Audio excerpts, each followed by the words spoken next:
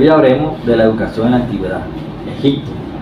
Vamos a avanzar en la historia de la educación y nos dirigimos algunos años más en el futuro, hasta llegar al año 3000 después de Cristo. En Egipto la educación para esos entonces estaba fuertemente jerarquizada, lo que quiere decir básicamente que todo dependía del rol que esta persona ejercía dentro de la sociedad.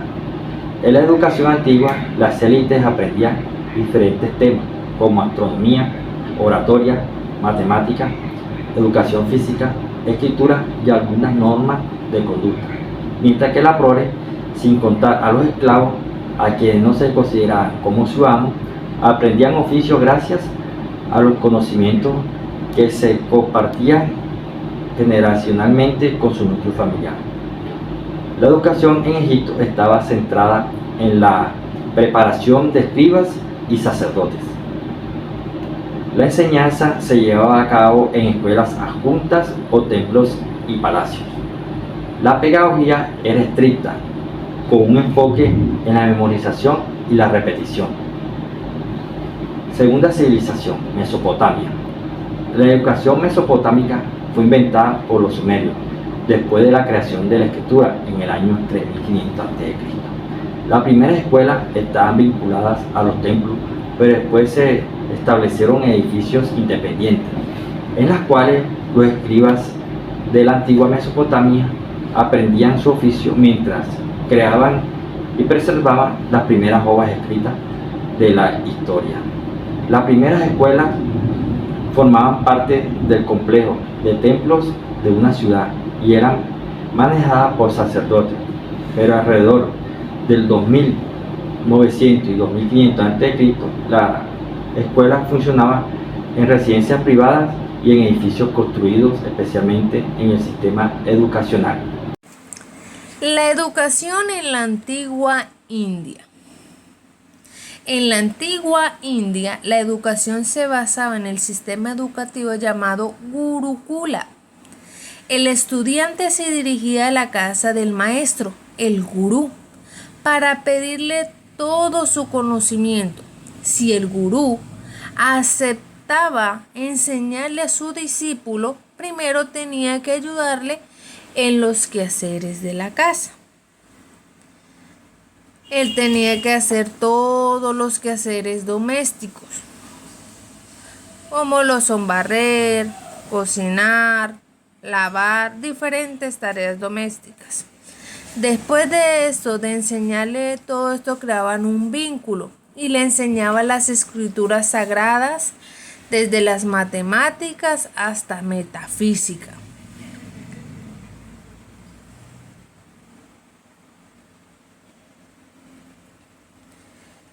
Le enseñaba todo esto que estuviera relacionado con la naturaleza, con los árboles, con los ríos, con los frutos, con todo lo que tuviera con la naturaleza, con los animales y hasta con la vida en común.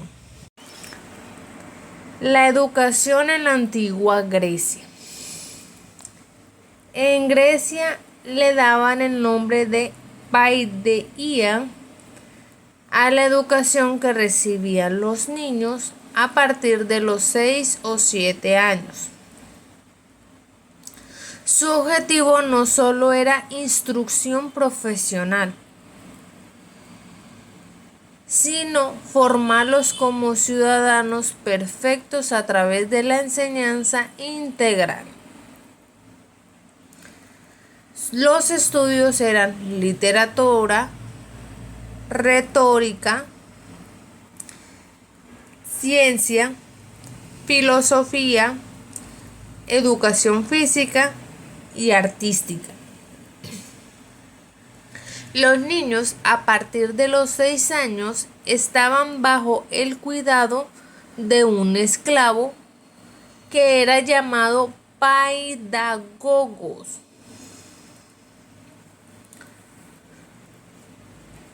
Su misión era llevar a los niños a la escuela, ayudarlos a memorizar las lecciones y enseñarles el buen comportamiento. Las niñas debían ser educadas siempre en casa, aunque algunas veces también fueron escolarizadas. Las escuelas privadas, el maestro que enseñaba las primeras letras era llamada gramata.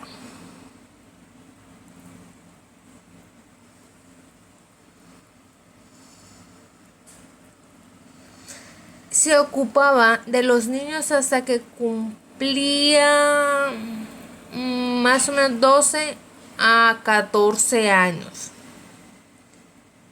Era una profesión muy poco valorada y muchos ejercían obligados por la situación y la pobreza. En la Edad Media o el Medioevo, también llamado, fue una época donde el cristianismo influyó en gran parte, siendo esta muy relevante porque para esta época surgen las primeras universidades, ya que nace para defender los intereses y la libertad del pensamiento. Durante el siglo VI al siglo VII existían instituciones donde se desarrollaba el estudio de la ciencia y el lenguaje. Para esta misma época, las ideas del escolasticismo se inculcaron en el ámbito educativo en la famosa Europa occidental. Pero la escolástica tenía como un único objetivo la conciliación entre la fe y la razón. Las primeras universidades estaban situadas en Italia, Francia, París y Oxford. El Renacimiento fue una época en la cual el estudio de las matemáticas y los clásicos llegó a extenderse, todo por un interés en las culturas griegas y romanas. Muchos educadores emigraban desde Constantinopla hasta Italia, con el fin de desarrollar más su labor como educadores. Para esa época, las escuelas estaban situadas en Mantua.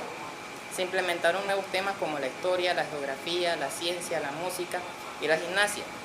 Esto sirvió de mucho ejemplo para muchos educadores durante más de 400 años porque fue un éxito a nivel mundial.